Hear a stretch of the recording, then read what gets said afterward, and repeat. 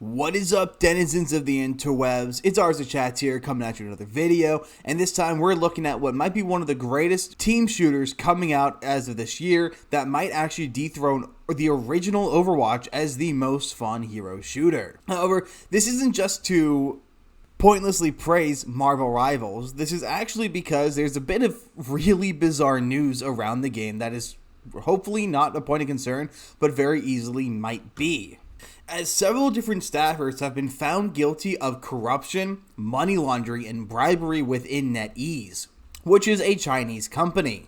So like, subscribe, and let's get into the article. Coming from Bounding into the Comics written by Ryan Pearson, Marvel Rivals developer NetEase charges 9 employees with bribery and money laundering following anti-corruption investigation.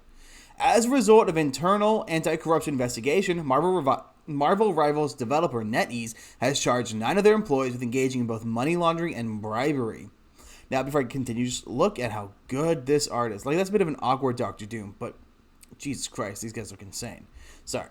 According to the multiple sources who spoke to the Chinese news outlet Leifang, as translated via game developer, 7 developers and 2 then senior executives were caught after NetEase conducted an internal anti-corruption investigation into their own operations, their second since September 2023.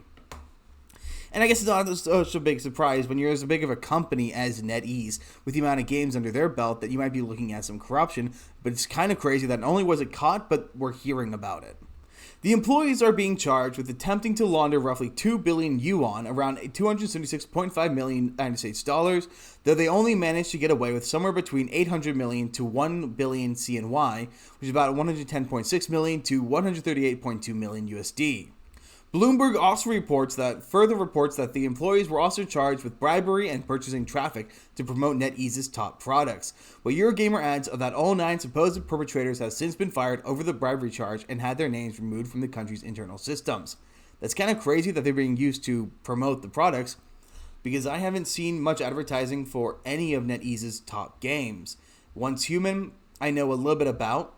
Marvel Rivals, I'm going to be honest, I only know about Marvel Rivals because I was involved in a marketing research opportunity hosted by the company Good Gamer Group. If you guys haven't heard of Good Gamer Group, and this is not a paid promotion, but if you haven't heard of them, they're really awesome. All they do is they send out gaming surveys for various companies, and you have to answer some questions, and if you get in, you are part of a 2-hour Zoom call, and then you get paid like $100 for your time. It's really awesome. It's a good way to make some quick cash, and you're helping out the game studios. But through them, I managed to get involved in the Marvel Rivals closed beta before the game was officially announced, meaning that I got to play a very early build of it. And then I also got to be prioritized for the open beta of Marvel Rivals, and I can say this game was incredibly fun. So it's kind of crazy that given the fact that there's been so little advertisement for any of their games, that they were spending money to promote their said products. Another report coming from Yikai Global reports that 2 senior-level employees involved in the scheme were marketing general manager and former esports division chief Jiang Lang, and former head of distribution and marketing center Yin Yuchen. In an internal notice, NetEase admitted that the anti-graft investigation revealed the incidents occurred primarily within those 2 departments. Further, those working under Yang were the ones accused of buying traffic.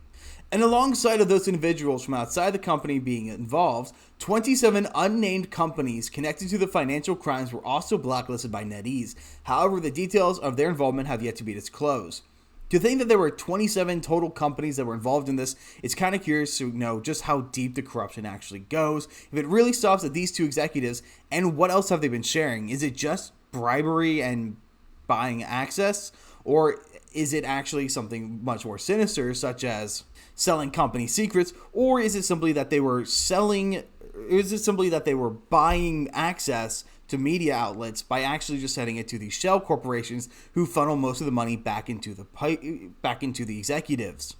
Now, to this end, in a statement provided by Eurogamer, a NetEase spokesperson told the outlet that Chinese police were now investigating, but declined to provide any further details regarding the situation. And Bounding to the Comics does go on to elaborate that one of China's major tech giants, NetEase, recent video game releases include Once Human via subsidiary Starry Studio, Marvel Rivals, and Diablo Immortal, which they co-developed with Blizzard Entertainment. So now that that's the news, and it's kind of crazy to know that there's been this much around a company that I barely even heard of, and that's such a deep level of corruption, was found and rooted out in such a high-end company, particularly one based in China, is kind of insane. It's pretty cool that they caught it, though, because, well, this could actually really heavily impact the games being made. Now, I do want to talk about Marvel Rivals some, because I'm going to shamelessly plug a game that I really like, because when it comes out, I want to play it, and I want a lot of people to be playing it too.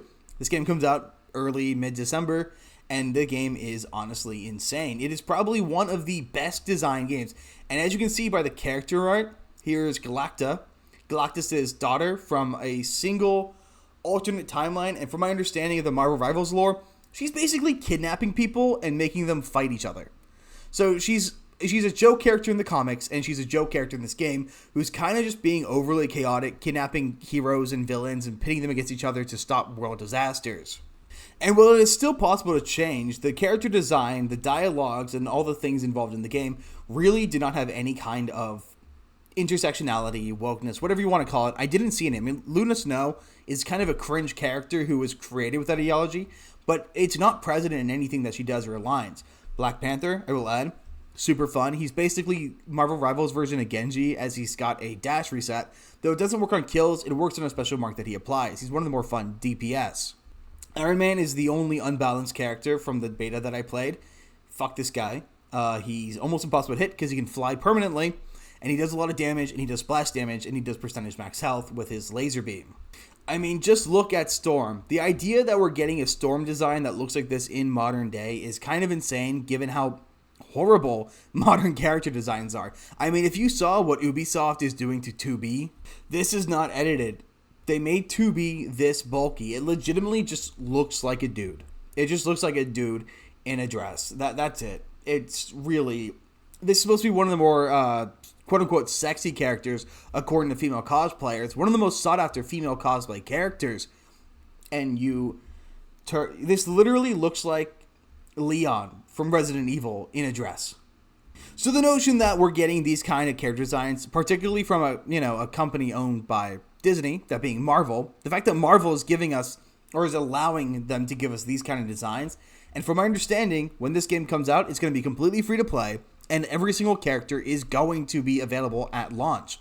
Now, one other important thing to note about...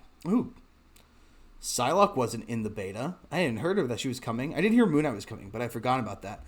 And of course, Winter Soldier and Captain America were advertised after the beta, so I don't know how they play. But one thing that's important to recognize about Marvel Rivals is how well it did compared to Concord, everyone's favorite hero shooter. Well, so how did these two playtests stack up? Well, I'll let you be the judge. On the left here, we have everyone's favorite game, Concord.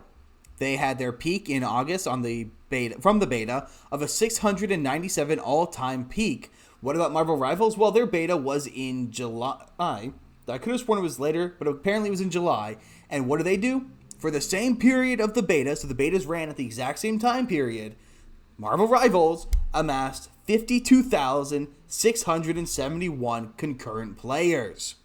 That is an insane discrepancy. And that should just show you the actual value of the game. And let's not forget, in order to get into the Marvel Rivals playtest, you actively had to go onto the Steam page. You had to find it because it wasn't advertised. You had to look up Marvel Rivals by name. You had to go into the Steam page. You had to request access to the beta.